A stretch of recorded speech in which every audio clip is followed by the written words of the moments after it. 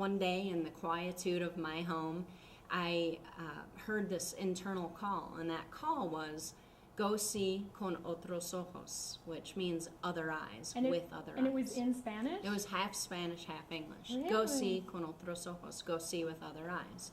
And being in San Diego, which was a beautiful place to live, working for a wonderful organization, doing fine financially, I loved the beach, the people, the friendships, and hearing something that kind of shifted inside me and made me uncomfortable. I'll just say I wasn't happy about it. So for the next 3 months, I just kept inquiring internally about that call. What does this really mean? What does this mean for me? And at the end of that kind of contemplation period, what it really meant for me was going outside of the boundaries of the United States and seeing myself from another perspective. And so at that point, I kind of shared this with my coworkers and took an 8-month notice, gave an 8-month notice, and ended up giving away all my things. I sold everything I had.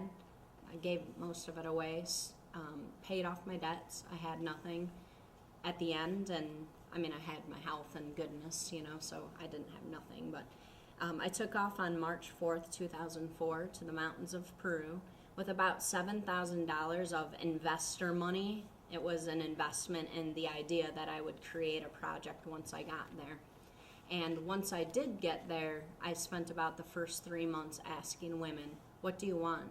And they all said the same thing. They all said, we want a hand up, not a handout. We don't want you to give us something that's going to go away tomorrow. Were they happy to talk to you? I mean, here you are, you describe yourself blonde hair, blue eyes, white chick from America. Are they happy to talk to you? I think that somebody else asked me that recently, and I think the trick is really